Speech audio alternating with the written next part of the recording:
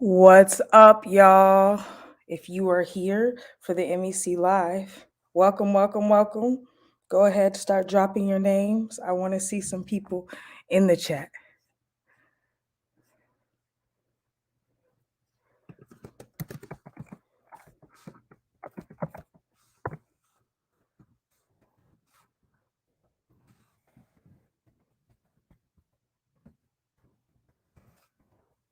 Okay. Oh, I guess I should look at the comments. There we go. What's up, y'all? Wow. I missed the comment section. Okay, here we go. What's up? Oh, y'all are lit today. Yeah, everybody. I'm gonna just go ahead and let y'all know I'm uber hyped onto I didn't realize y'all could see my telescope. I just got a telescope, y'all. I'm uber excited for today's session. I got my zero fatigue hoodie on. You know what I'm saying? Like, I'm real to this and super trill to this. So it looks like y'all are already excited to be here. Dang, it's a lot of y'all already here. This is great. Okay. Sound off, y'all. Go ahead and tell me where y'all are from. Yeah, okay, I will agree. The prequel music, super fire. I'm gonna just go ahead and say that. Whoever curated that, whatever BeatStars producer that was, super fire. What's up, Tiger Backwoods BeatStars, Eighth Life? What's good? A6 Giddy, if I'm saying your name right. Shout out to all the BeatStars Discord people. Gigantic beats. I want to hear what your beats sound like. I feel like they're dope. Don't spam the comments. I just like your name. Um, what's up, Live Management? Shane is in the building. Shout out to Detroit. From JA. What's that? Johannesburg? I don't know where that is. What's up, Oklahoma? One of my favorite friends in the entire world is from Oklahoma. Smino Gang. Yeah, that's what's up. Henny is going to be joining us today. He already let us know ahead of time that he was going to be running a little bit late because he had a commitment that was ending around noon.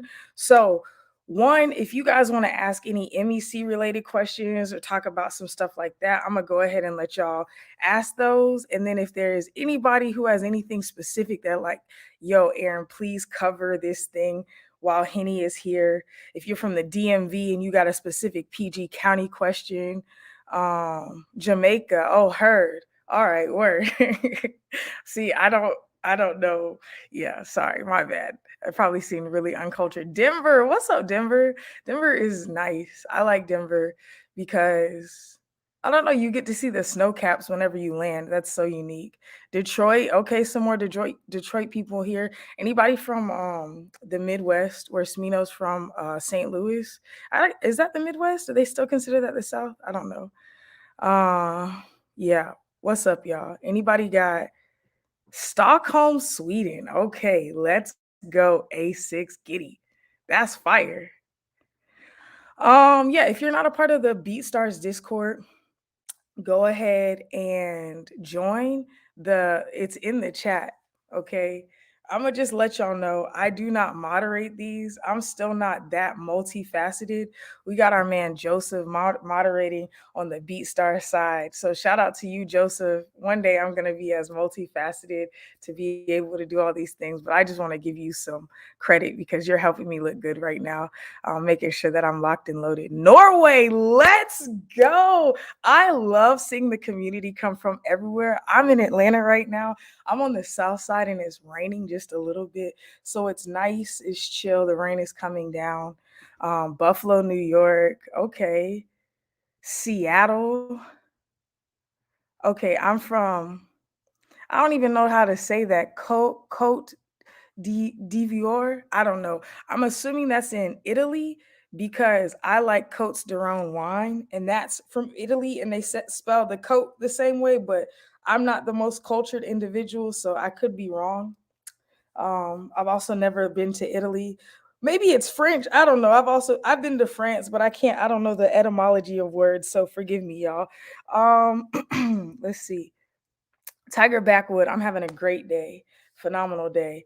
I don't know if y'all have heard on the MEC my trials with my car. I bought a new car 2 years ago and it ended up being a lemon. It's a Kia, and then they didn't want to take it back, but they just bought my car back and I'm really excited. So that's great. And I'm about to interview one of the most innovative minds in independent music right now. So I'm having a great day. So thanks for asking. Let's see, Bronx, New York in the building. I'm about to start spending a lot more time in New York. Okay, Belgium, Germany. Y'all are killing it. What's up, world? I feel like really excited to be here with y'all. Okay, everybody's just dropping where they're at. Nobody's talking about stuff. Does anybody want to talk about anything? Anybody got any management questions? Any questions for Henny? Thoughts, ideas, whatever? When he gets on, we're going to get locked and loaded, but I want to give you guys the opportunity to connect with me. I guess I should just introduce myself because a lot of y'all are on here and probably don't know me. I'm Erin Knight. I am part of the Music Entrepreneur Club. I'm the newest host that was added. And so I'm from Atlanta. I own a management firm and a booking agency. And then I also own a label slash creative agency. So we're really an anti-label. We don't take artist royalties. Or we don't take artist IP. So we don't own their masters. We just lease them and then give them back after they recoup. So we do all sorts of creative projects where we connect artists to brands and such like that. So I essentially get paid to be me for a living. So I really love it. That's been my goal for years. And 2022 is the first time that I actually get to firmly sit in that goal and just get paid to do things like this and hang out with people. I get paid to teach my artists. And last but not least, I own something called the Excellence Academy. It's where I teach artists and executives how to go to the next level, how to make a full-time living off of your music. I work with about 12 artists. All of them make a full-time living, and you've probably never heard of any of them. A lot of them own houses, have families, all sorts of things like that. So the Excellence Academy is my way to teach more artists and more executives how to get to that point. So that's me. That's what I do. For those who don't know me, I'm Erin Knight at The Erin Effect. So I'm really glad to be here, really stoked to be interviewing a manager that I really admire today. Let's see. Does management help producer connect with artists? Yes, if that's what you're looking for. A manager is whatever you're looking for. So you need to find a manager that fits your needs, but you will attract a manager that fits your needs when you're working in the direction that you should. So don't look for a manager until you have something to manage. If you have a bunch of beats, but you haven't connected with artists, your next step is to get in the room with more artists, not to get a manager to fix that for you. What managers do is amplify the things that you're doing, and they're like an accelerant on fire, but you got to start the fire. A lot of artists just have sticks, and that's not a good situation for managers. Reggie, you have a lot of family in Georgia. I'm gonna say this: Atlanta is not Georgia. Atlanta is its own entity. Georgia is the South. So shout out to your family. I wonder if they're in Atlanta. Who is your favorite artist to vibe to right now? This is great. So, like, no joke, I listen to Smino consistently. I was just on several flights last week listening to Black Swan nonstop. I really like this artist out of Namibia, which is in the south of Africa. It's just north of South Africa. His name is I Am Rescued, but he spells it IMRSQD. IMRSQD, yeah. So I'm really vibing to him. I'm always Blast is always in my mix of artists. Um, there's this chick who lives here in Atlanta right now that I just discovered on Spotify. Her name is Britton, Britton. She only has like 6,000 monthly listeners. So there's another guy named, let me see, what is his name? I'm listening to his music in my EMOC, EMHWK, EMOC, like M Hawk. EMOC is who I'm really into now. He's also R&B. So yeah, all right, here we go. Okay, I see some St. Louis folks. All right, what's up? Okay, next question. You mentioned that you don't own their IP. So how does the leasing part work? Can you develop that? Yeah, I can speak on that for sure. So what we do, so with artists that we sign, we also work with artists and do label servicing, and we don't take any of their masters. What we do is they pay us a percentage on everything that we bring in. So if we do brand partnerships, we get a certain percentage. If we do music stuff, we get a lower percentage. If we do syncs, we get a certain percentage. So we have a deal worked out where we get to eat off of everything that they do, because we're bringing them consistent stuff and then helping them accelerate and manage those projects.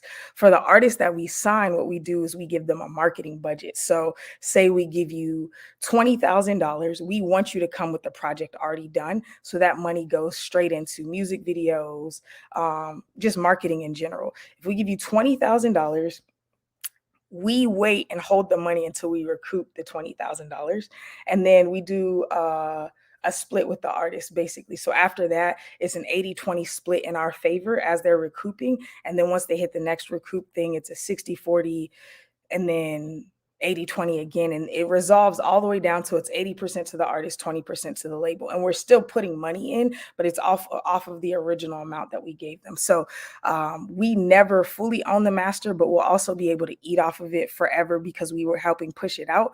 Artists after 5 years have the opportunity to buy us out of our 20%, but it's just a degrading percentage on the master that we lease for about 5 years until the artist recoups. But then we're also, if the album does well, we're just going to keep injecting money into them. So it gives them the opportunity to say, hey, like, I want to make money, but I need somebody else to help with the money. So we get to win and they get to win, and nobody feels like their intellectual property can't be passed down to their kids. So that's our structure. I don't know anybody else who does that. I'm sure other people do. It was really a headache to get my lawyers to try to drop the paperwork because they had never heard of anything like that. So yeah, so if you're trying to structure a label where you give the artist their masters, hit me up. I'll do a consultation with you because I can help you do the paperwork instead of having to deal with what I dealt with.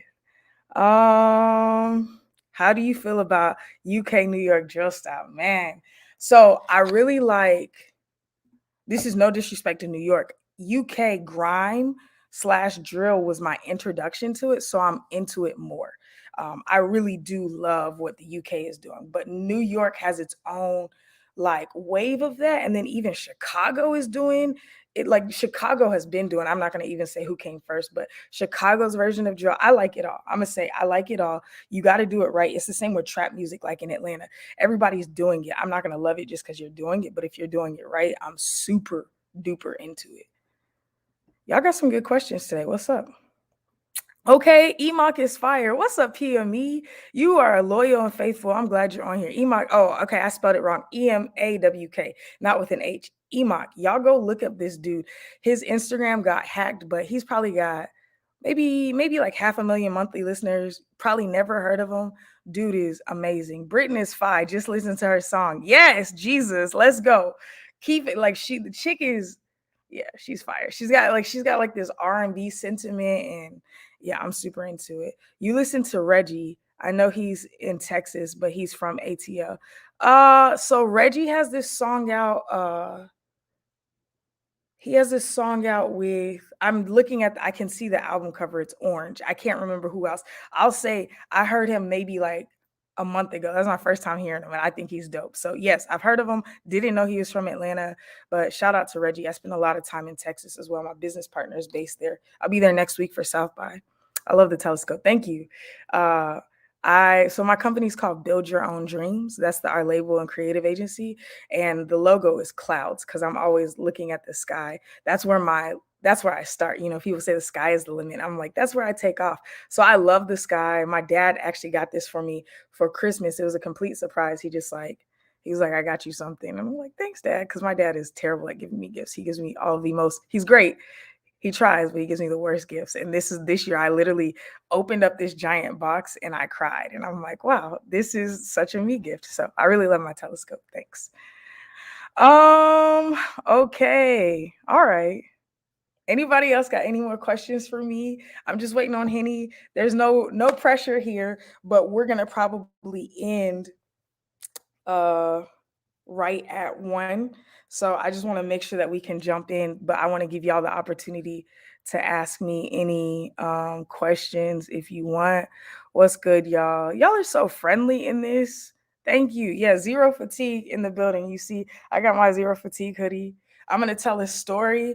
Aaron's working with True Stars. Okay, thank you. I love the people that I work with. Y'all may not know them yet. I'm gonna just name off a few of the artists that I work with. Okay, Caleb Mitchell. That's Caleb with a K.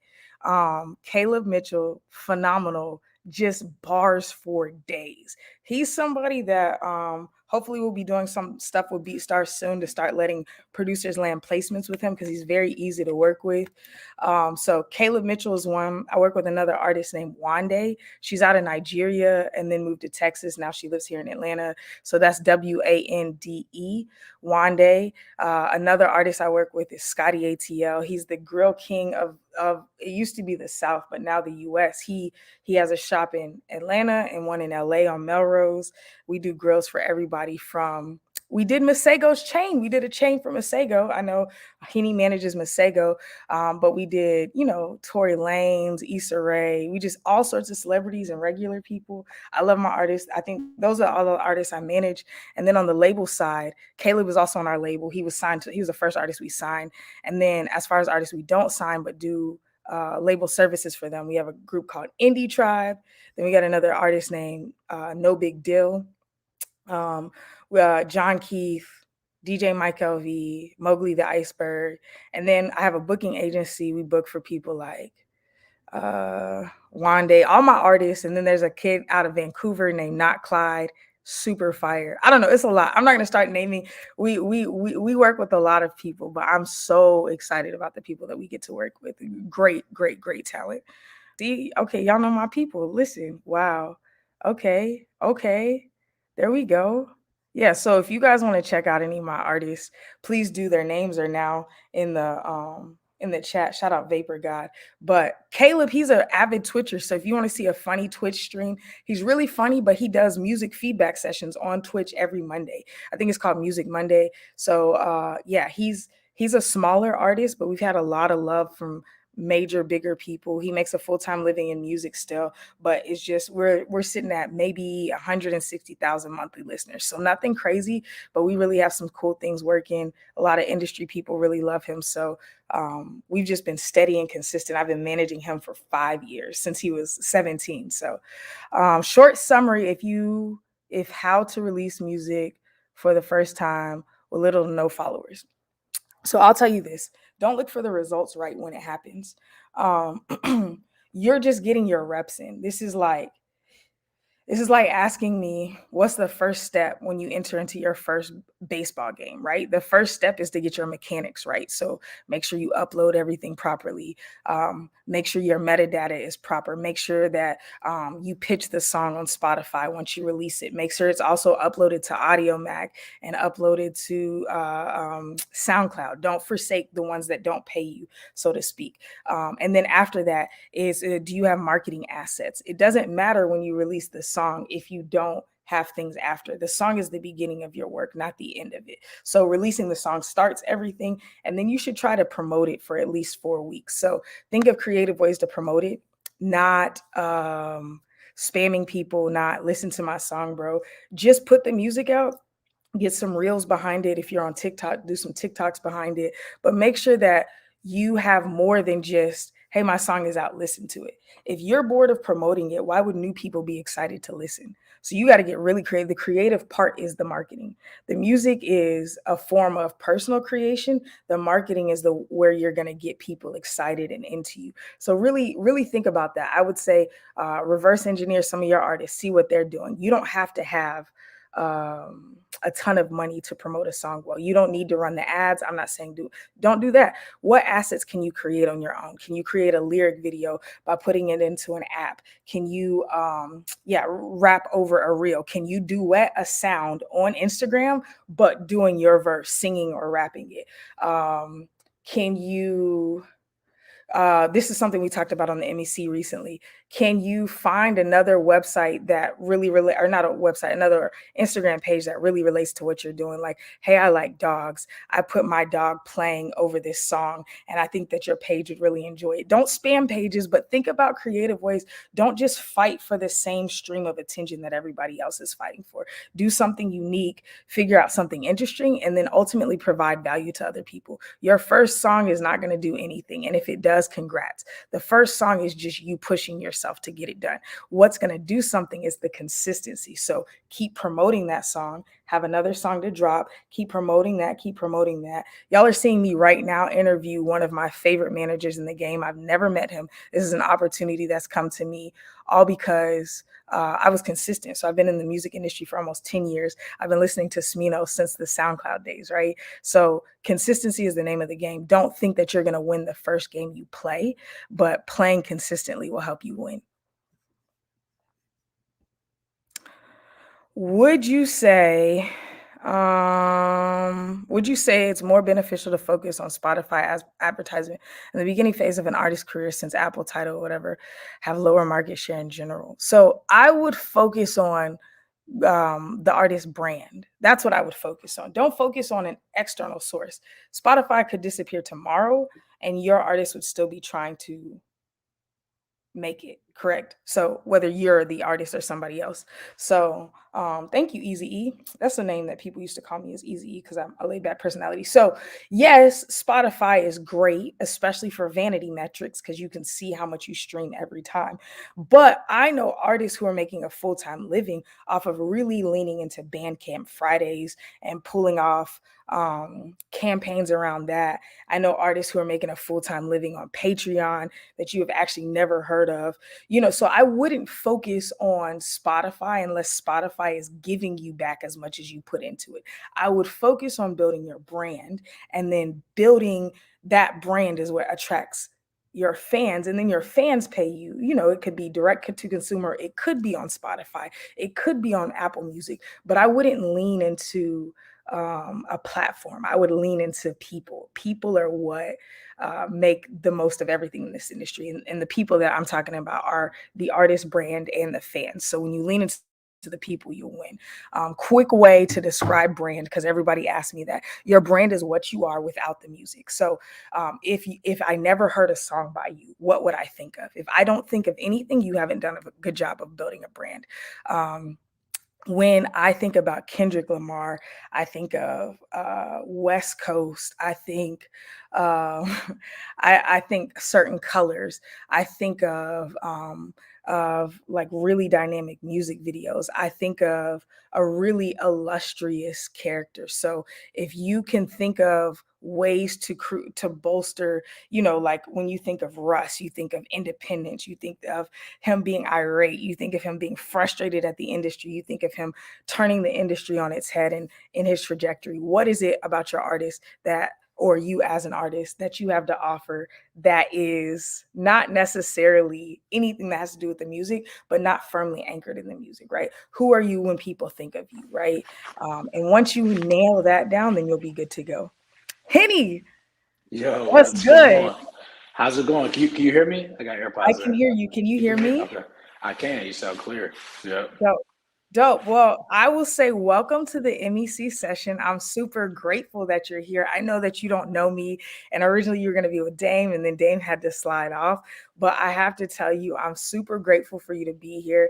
Everybody's in the chat going crazy. They're really excited to see you. I don't know if you can see the comments, Oh, but okay. everybody has been talking. So we've just been taking questions. I don't know for sure. Y'all, okay, you're welcome. No worries. I don't know for sure, but this is definitely the best attended MEC live that our BeatStars live that I have done. So really excited for you to be here. We're gonna just Dope. jump into talking about you and what you guys do, and then from there we'll take a few questions and we'll let the audience participate. We'll end right at 4 o'clock or 1 o'clock your time. I'm not sure where you're at, so there's no pressure to stay on longer than that. But I definitely want to just jump right into it.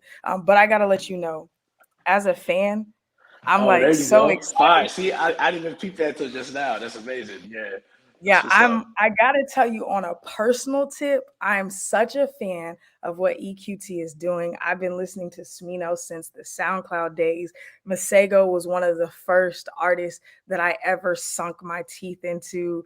That I was like, I'm riding to the wheels falls off, whatever this guy does, like Yeah. Yeah. I years love ago, that. when he was in school and everything. So I'm just super excited to hear about the tactics that you guys have at EQT. I'm also an independent manager who turned into a booking agent and a label owner. So I have the whole independent infrastructure as well. So yeah, I have a ton of Awesome. questions, but I want to give you the opportunity to introduce yourself and then plug anything that you're interested in plugging. And then I'll let you do the same on the back end. You can plug whatever. So go for it. Dope, dope. Yeah, excited to be here. My name is Henny. I own let's call it a music ecosystem called EQT. We serve records, label, and publishing. And, we kind of need to go off our own taste, and we're big on artist development and, incremental growth. And, we also do have a joint venture with Universal Music Group. So we do distribute the Universal, then we also partner with certain front lines in the Universal system as well. And I get to work with acts like Masego, Smino, Burhana, Serpent with Feet, just to kind of name a few. Some newer acts we're really excited about too, like Amindi. There's some great artists. And we actually have a recording studio and office down here in downtown LA, and that's where I'm at right now. So, this is where a lot of the kind of artists can work on music. Our staff works out of here. The whole company works out of the LA office. I've been building it for about 7 years now, which is crazy to say, about 2014, 2013. And actually, I know Dame from way back in the day when I was a promoter in the DC area, and he was working with Hobson, and I was doing all the Hobson shows as a promoter. So I had like a couple cycles with him, and we always built a good relationship. So definitely, keep those relationships you build that last over 5, 10 years or everything. So love what he's doing with this podcast and this show. So happy to be here. That's super tight. That's a testament to good character too, because Dame does not mess with people who aren't solid humans. So for it to That's last real. this long, Hmm. I think that's super beautiful. So you mentioned being a promoter in the DMV. I do want to go back to that. That's something I was looking at some of your interviews leading up to this, and you're in PG County and then you're in Virginia. Tell me how that shaped the direction that you took going into independent, like going the independent route, I would say. I know a Yeah. lot of people from PG County and I know their mindset, but if you could break that down for people who may not be familiar. Yeah, definitely. I mean, like, it's funny. Um, I remember having to move from PG County when I was 13 or 14 to Virginia and being so upset and so mad at my parents. Like, man, I gotta move from Maryland. Like, Fairfax is not gonna be the vibe, whatever. But I think what it really did was help mold my taste in people, which leads to your taste in music and your taste in culture. Being able to kind of you know, be a part of two different sides of the DMV. If you're from the DMV, PG County and Fairfax are very different, right? So I almost got like a culture shock coming to Fairfax, leaving PG County, but I learned so much from that. And I think being a promoter first and being sort of in the music scene first created kind of an entrepreneurial, you know, just energy and path for me, right? I was having this combo with someone the other day, like there's tons and tons of jobs in music, but being an entrepreneur in any industry is super hard, especially in music, and it takes a certain kind of person. And even when I was kind of talking about this the other day, I was thinking about it, like since I was my last quote unquote like job, like somewhere where I like worked somewhere that wasn't something I was building, it's been over 10 years, you know what I mean? Of just, so that was kind of like a little accolade or just something to kind of think about where I was like, damn, has it been over 10 years that I've been, quote unquote self-employed. Congrats on So that. That's major.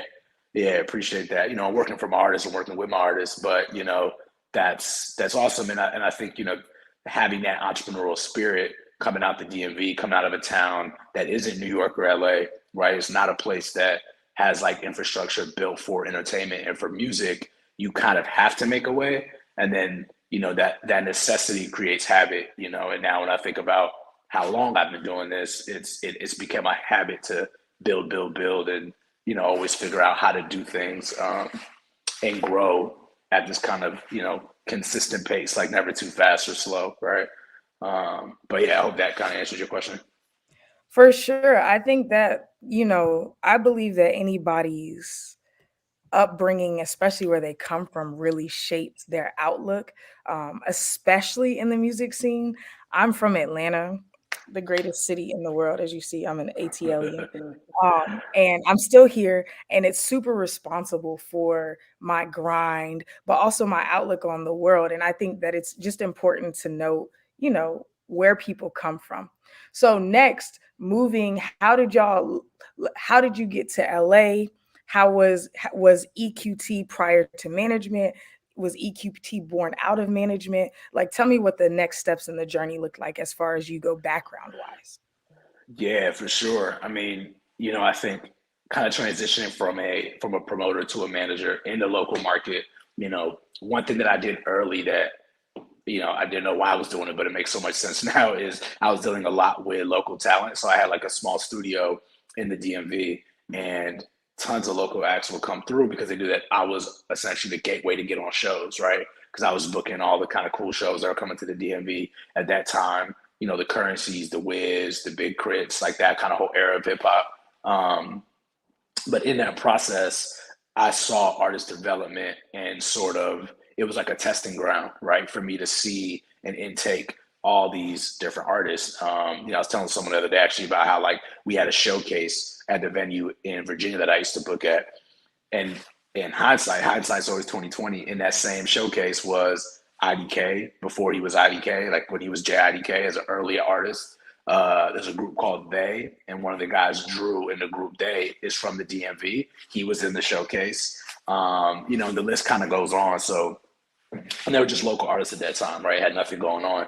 But, in that process, discovered an artist by the name of Goldling, who I don't work with anymore, but, worked together for about 6 or 7 years, and was starting to develop him from scratch. And then as that first project we put out picked up, and all these labels start reaching out, now I'm in this place where I'm like, oh, okay, I'm a promoter who is transitioning to a manager. I don't really know that much about how the label world works, right? It just felt like this outside world to me. And all I could really do is lean on, the relationships that I had that I trusted, which a lot of them were, lawyers who supported me early on, agents that I had good relationships with because I was doing good business as a promoter in the market for a few years. And the agents would kind of like maybe direct me to certain people in the industry for me to gain more knowledge, and also just trying to figure out the relatability in everything that you do, right? Like there was professionalism and relatability in being a good promoter, right? And doing good business with agents and tour managers,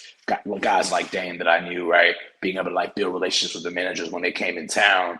And what's your philosophy, right? Like, what are the things that you care about when you're building any business? Okay, cool. You figured out how to do it as a promoter. Now take some of those fundamentals and apply them to management, right? And things are going to be different, but the things that you care about, the artists you care about, the way that you want to see an artist grow, the way that you want to see an artist tour, and it was so helpful that my entry point into music was throwing shows for me in particular, especially transferring to a manager, right? And a lot of times I'll see people who are coming up as managers that maybe were interning at a label and then found a really dope act, or they're working some other aspect of maybe they were like a studio engineer or a producer and they found a dope act and they transitioned to a manager. Whatever your entry point is, amazing, run with it. But being a promoter kind of taught you the grind of like the road and building a real fan base. And I was constantly seeing these artists and their tour managers and their managers come into the DMV for 3 years before I found my own artist, right? And that really was like me getting my undergrad and being a manager, just physically being in the room for a lot of that stuff. So as that kind of took off, kind of fast forward, we did a deal with RCA for label side. We did a publishing deal with Rick Rubin. This is like 2014, 2015. And I was doing all this from DC still, right? And there was part of me that wanted to like, build this atmosphere where, we talk a lot about how like, could the DMV ever be like Atlanta, right? Where like, we really have our own infrastructure. You don't have to leave, you stay there. But I made the right decision in hindsight, but I think it does require you to go and understand and have that communication, which it being in LA more than New York at that time, especially now it's definitely LA. It really helped me build and understand exactly what I want. I think it's possible to do it in the DMV at some point, but I think going to LA was pretty necessary. So, continue to develop that and, follow the kind of most natural path as you're sort of in a scene and there's other artists in the scene that are starting to identify themselves as being able to be stars in their own right? So you see Masego, Smino, acts that were sort of like adjacent, whether they had a relationship or not, and starting to kind of build out laterally, but also naturally, where it just made sense, right? Um, and that was kind of how that transition happened. And I remember it's funny, like my last show as a promoter was 2013, and I think and I was kind of in that place of like, okay, do I keep throwing shows but manage an artist that's signed to a major label at the same time? And I was like, nah, you know what? I don't really want those shows anymore. I'm making that leap. My last show was at the Howard Theater, and it was Nipsey Hussle, R.I.P. It was the Crenshaw tour, and that was my last show as a promoter, which is like crazy to think about. And then I just went full on into management as those things were starting to pick up, and I realized that there was something really happening.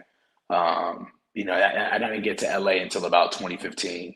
So, yeah. That's super dope. You said a lot of things that got my mind going, but that transition, I am in a similar transition. It's funny that you think Atlanta has an infrastructure. We're known, but I feel like that's something that people always complain about. There's no real infrastructure. That's why I stayed, is because I wanted to help build the infrastructure. So Hmm. I own a festival here too, just to give independent artists the opportunity. But I resonate with that transition. In 2020, I knew I was already at the top of the year not going to tour anymore, and obviously COVID happened, and then so now I'm like, people hit me for shows because I also am a promoter in Atlanta. I'm like, hey, I'm out of that game. Yeah. I'm on to the next thing. I think is really important, especially when you're leveling up in the industry, especially in the way that you are, that you forsake the things that people know you for and have your next big win. So I think that's super cool to hear. I want to go kind of veer in a different direction from there. And I really want to ask about y'all's creativity as EQT. As one of the first, to me, forerunners in unique deal structures, I think that's something that you guys have killed in. Like, how can your artists still have the benefits of independence, but also the benefits of a label, right? Um, at least for me on the outside looking in, that's Yeah. what it looks like you guys have, especially with an artist like Smino, where it's required that he's genuine. Like, he cannot be, Yeah. his entire vibe is about who he really is, and his love for his city, his love for black hair, his love for his upbringing in the church. These Hmm. things that we hear. I want to talk about that. How do you guys maintain your integrity while working with these big conglomerates? How were you able to walk into the room with some of these, you know, established companies that have been around for a century and say, no, this is what we want and this is how we want to do it? What was the credibility build like? How did y'all get to that point? Right. Now, that's a good question. I think that is incredibly important for us. Like a lot of my peers inspirations might be the big labels from like the 90s and 2000s, which they're my inspiration too, but your Bad Boys and even your Aftermaths and Rough Ride, like those big kind of conglomerate mainstream labels, which I grew up understanding too. But in college I got really into a lot of the indie labels that are out there, like your Beggars Group, right, which is like your XLs. And we actually have a partnership with one of those labels now because they're in a UMG system called True Panther. And there's secretly Canadian 4AD. There's this whole entire culture of record labels that support music in this incremental sort of like tasteful way, right? Whereas like, and they're known really for predominantly indie rock music, right? And mostly white music, right? Music that caters to that. There isn't a lot of places that treat our music, hip hop and R&B, and all the stuff that we love, that now with everything being so genre fluid, and kind of taking that same approach where it's about building a career artist. It's not about how big the advance is up front, or this sort of like understanding or this pressure of like how big something is, right? Like how deep are you going versus how big are you going, and you'll get big eventually, right? I think TDE does obviously a good job at it. In the street world, QC's been able to do it. But what I think we're doing, and I try to like take pride on it, is we're taking a space that doesn't always seem obvious to a major label, developing enough of a business around it to where the numbers are there and you got to prove, and you can see like this is working. And we still want our artists to get to the next level, but in their own way, and developing a culture, meaning a culture and an ecosystem where you know, the staff at EQT, the partners of EQT, the artists, the relationships around it that make it tick and talk, we all have the same common goal, right? Like, you know, would love to see Masego and Smee have 3 or 4 or 5 times platinum hit singles, and they very well could have those, but their career isn't built on having that, right? They can be successful without that having to be the reason why they are successful, you know? And, you know, ultimately, like major labels and frontline labels, they are there to take things, and you guys probably cover this on this show a lot, but they're there to take things from 60 to 100. They're not really built to take things from 0 to 60. And we've kind of understood that, me and my business partner, from all the stuff that we were working on. And we said, okay, well, if we're signing an artist sort of in the early stages and we're going to provide all of that development, we want to distribute through Universal, and their distribution arm is called Virgin now. It used to be called Caroline, same thing. Great team over there. And we're going to build it like we're a scrappy indie label, right? We put a project out, a second project out. We're going to shoot videos for 5, 8, 10, and 15K, not 50 and 100K, right? We're going to like really build this story out. But knowing that at one point along that sort of artist's trajectory, there's a moment where we all have to look at each other and say, do you want to go to that next level? Are you capable and ready to go to whatever that next level is, right? And like for Masego in particular, he's on Capitol now, but Tadao and Lady and that first album was actually done with all just us and the distributor, right? And some label services, but really us kind of coming together and creating that plan. And a lot of stuff went really well, and, you know, hiring indie publicists and, you know, dealing with a lot of the DSP strategy ourselves. And he already had a buzz, like you were saying, you were into him since Pink Polo days. So we were kind of taking what was happening and we were polishing it and making it a bit bigger. And it worked, right? Like we had a platinum single with Tadao and things like that. But now he has another vision for himself. But now he's going into that major label system a priority, because he's an artist with, you know, 4, 5, 6 million monthly listeners. Now a major label understands what that is. Or even if they don't fully understand what it is, they see that it works and they're happy to stay out your way on certain things while still funding and supporting what you're doing, right? And that partnership is important. I think like one of the biggest things I see on a lot of the like kind of education driven podcasts, you know, and interviews and shows about, you know, independence, or I think you mentioned like Russ at some point, like just artists that are so gung ho about like, I'm going to do this all on my own, right? And one, that's not really scalable, right? There's a few different times where like Russ is a very interesting artist, very like clearly very smart, but there's still a machine and a point where you're creating like you can sustain, but if you just keep sustaining and you're not actually like look at Todd the Creator, for example, right? He's incrementally went up. He's very creative, highly creative, doing what he has to do, but he's getting bigger every album cycle, right? Like the last 2 albums both went #1. They're like Igor and Call Me If You Get Lost. There's global campaigns put around those albums, right? There's billboards in multiple cities. There's like they're taking a shot at radio, even if Earthquake or whatever the record is at that time doesn't go all the way. They're still trying to put all the pieces around this project to see it go as far as possible. That costs money. That costs, that's expertise that's needed for that. It's not just a whole bunch of consultants with free time to do that and also be in sync with that artist and that team, right? Because synchronicity matters too, and it takes a while to build that working relationship, and that's something that you can't take for granted that you do build with a major record label or a major distributor or whatever the team is as you go through album 1 and 2 and 3.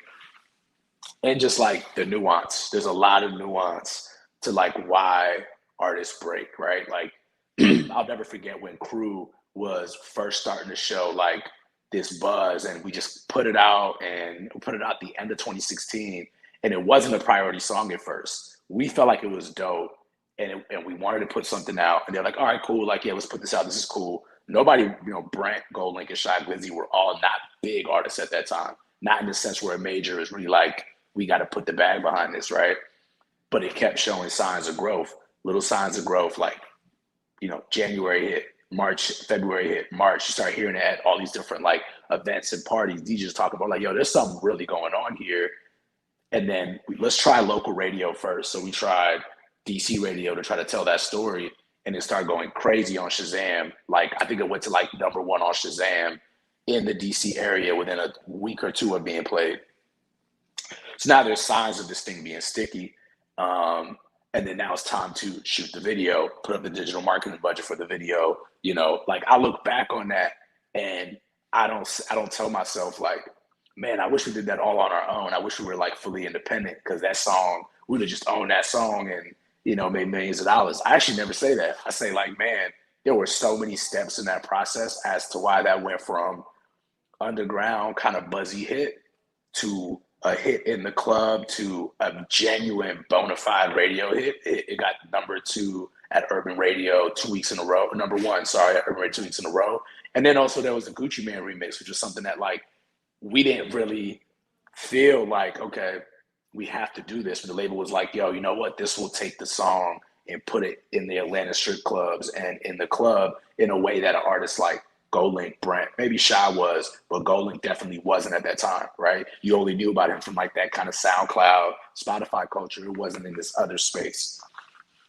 And you took a song that really felt like this great timeless song, and you took it all the way to the roof, right? All the way to the highest ceiling. Now it's 5 times platinum, and it just opened up, right? And it's like there's such a process and a level of expertise to take something from buzzy and dope to like the most amount of ears in the best way possible, right? And taking those swings every time, right? Where you can spend in a way where it is scalable. So I kind of went down a whole rabbit hole, but No, this is good. I'm like, again, as a fan, extremely fascinated, because I remember when Crew came out and like actually dropped on DSPs before it was hot, because I'm also a GoldLink fan from the White Album. Jesus, like one of the artists I manage now had a song called SOS where it had a pitch down like sample and from that album, and it literally was the reason that I found him on SoundCloud. And so that I remember that song, and I'm like, oh, GoldLink is on a new level. Like I could hear it. Like there was this confidence, like he knew it was. And then Shy Glizzy, all that. So then when I would say by the time Gucci Mane did the remix, the streets already had the song. We had already been going up in the club, but that was like, I feel like that gave it a second year, because that song was hot for like two. So yeah, you explaining this is really fascinating, because I remember watching it all happen. Is that similar to what happened with Tadao, or was that already something in the works? Because I feel like that song was just like there and people liked it who were fans, and then suddenly it exploded.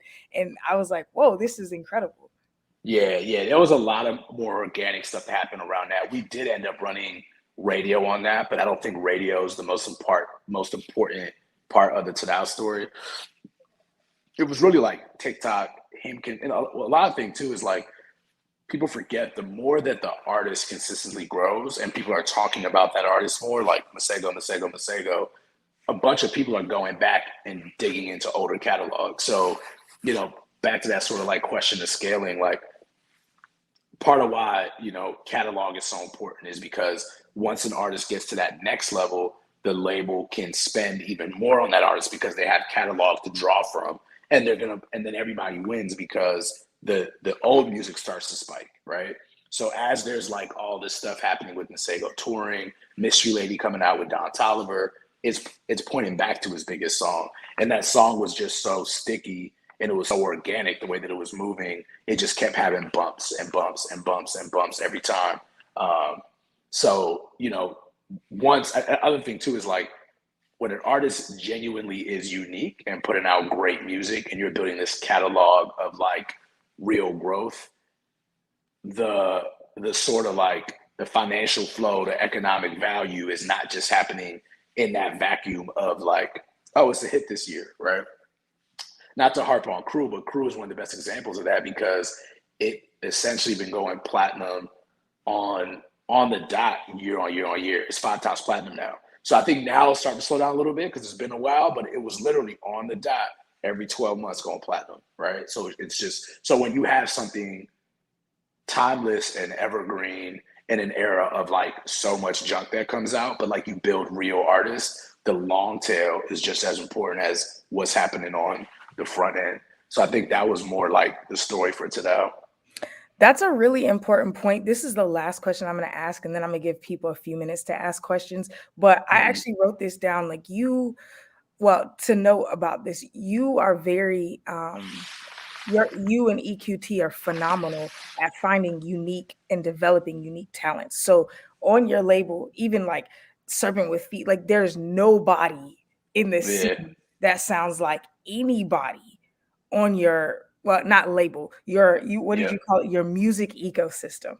There's yeah, like if anybody, there's nobody like who y'all have. And then not only just the uniqueness, it's not fad uniqueness. It's literally classic and legacy music. Like I was just listening to Black Swan on repeat last week because I never ever get tired of that album. You know, amazing. Yeah, every time I play it, it's the same with like Andre 3000 and Big Boy. I'm catching lines that like, oh shit, did he really say that? There's, and I feel like that with all of your artists. There's, like I'm still cracking up at Masego talking about yams back in the day because he seems so like innocent and sweet. And then it's just seeing him uh-huh. develop into like a man who has all of these incredible songs and sounds Mhm. for women. So what is it that attracts you when you're looking to develop an artist? I know that y'all are playing the long game. You can see it from the way that y'all develop artists. But what is it that you're like, we're really looking for this, or we're looking here, or we're not looking at all, and we collide with the right people? Like, what does that look like for y'all? Yeah, and that's a great question. I think that comes from our like back to that point about creating like a culture that's really based off of music internally. Like we are like real music fans. So we're not necessarily chasing data, although like growth and data matters. But like we're looking for things that are unique like that. I joke around with my partner sometimes about how like I'm a big fan of A24, right? And how you can see something that A24 does, and you're like, oh man, like there's just that texture of uniqueness and interestingness that comes with it, I and also that watch their page so much because it teaches me so much. This is great. yeah, nah, for sure. And it's like there's not a lot of spaces, at least currently. Maybe there have been in the past for artists like that, right? Where and that's the type of things that we're fans of.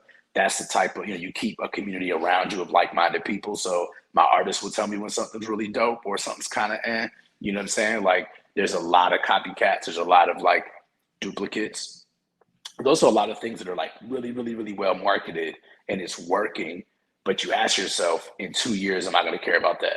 And it's a lot. We've seen a lot of that over the past 3 to 5 years. So even for you to say, Black Swan turns 5 on 3/1/3/14, so in a week, um, and and yeah, it just and then even want to talk about data, like the way that the data looks on Black Swan, like how consistent it is across 4 to 5 years, and like sometimes it even like spikes every so often, but it's like pretty consistent as if it just came out.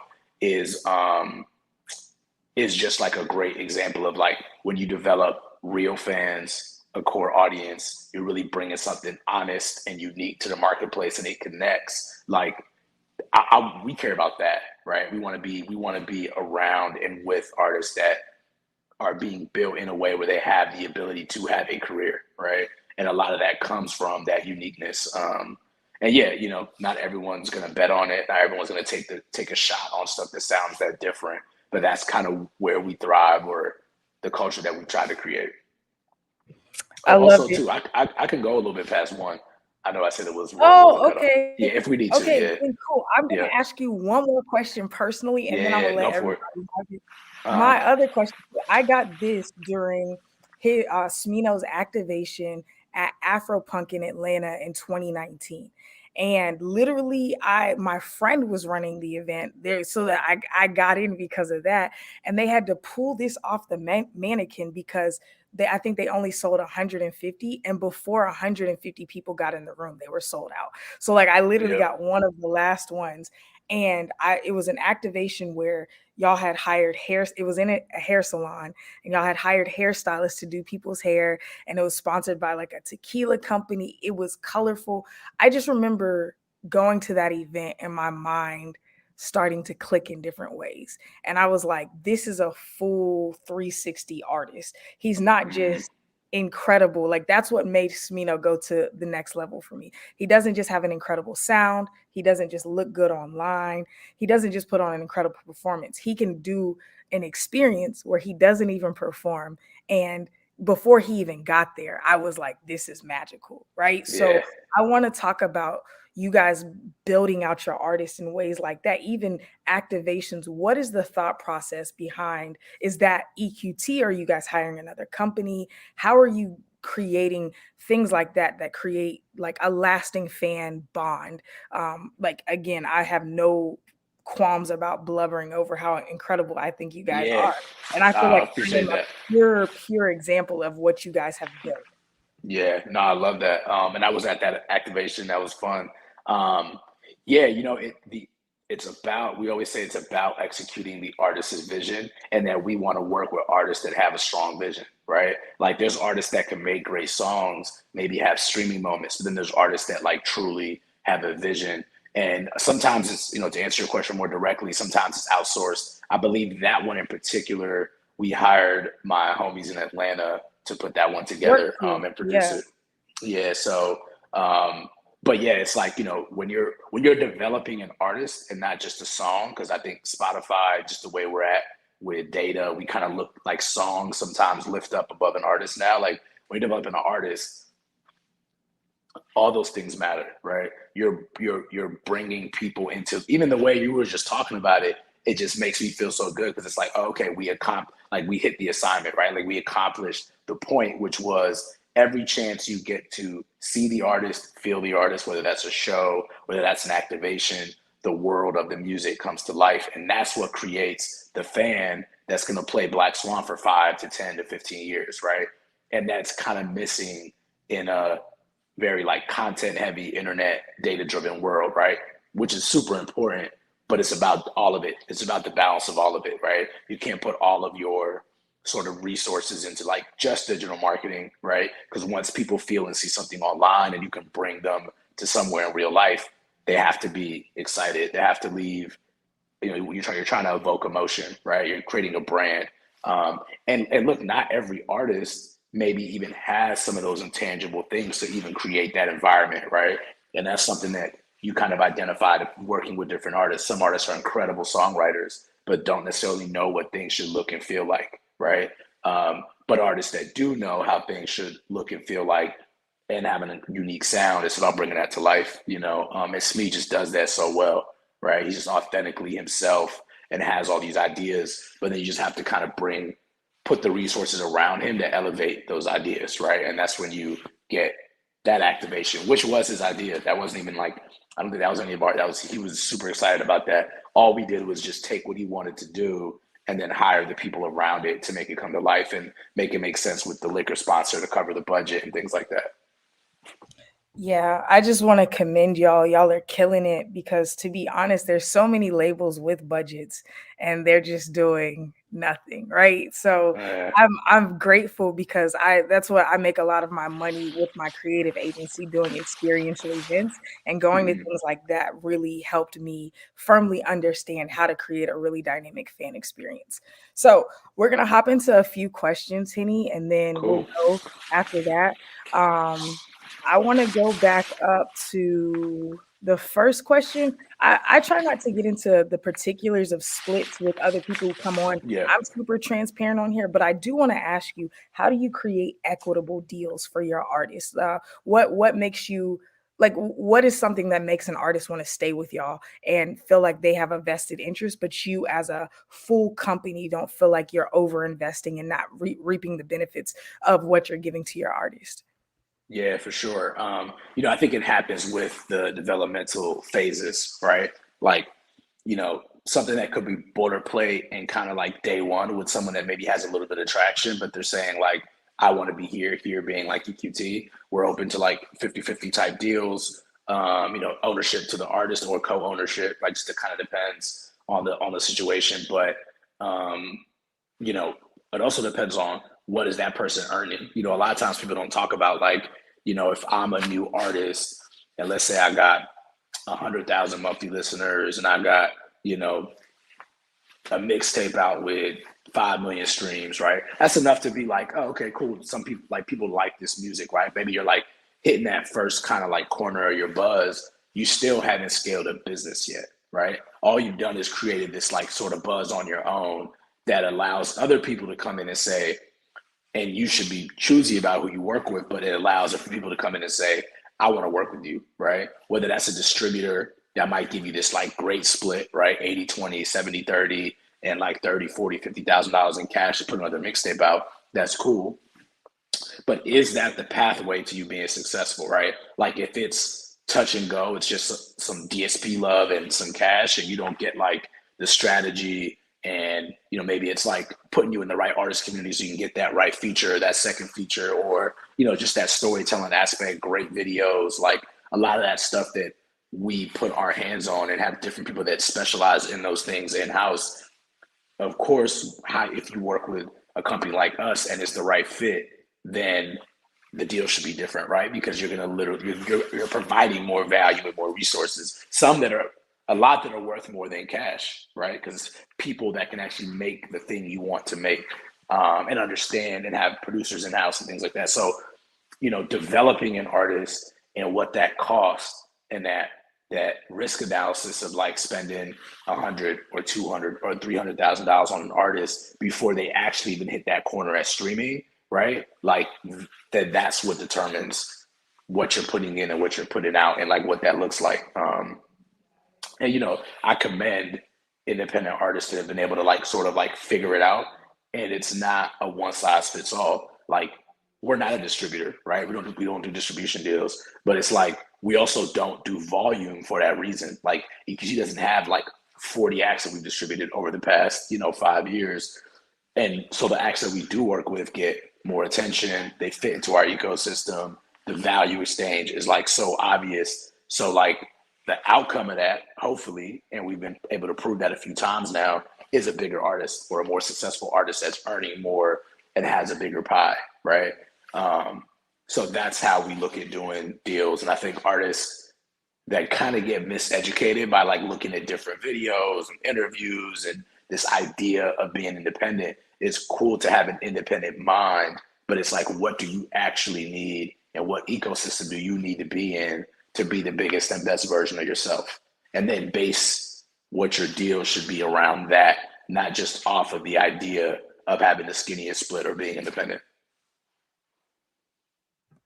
I think that's super important to note because a lot of artists are like, man, I whatever. So like, I want to own my masters. So our artists on my label own their masters, but we Mm-hmm. lease them first, right? It's like we still have to Right. make money. And so that's what was a big thing for me. I want artists to own their IP, but it has to be lucrative. So we eat off of everything. That's what I was telling. We do booking, all of that. But our artists like the splits because of what we have to offer them.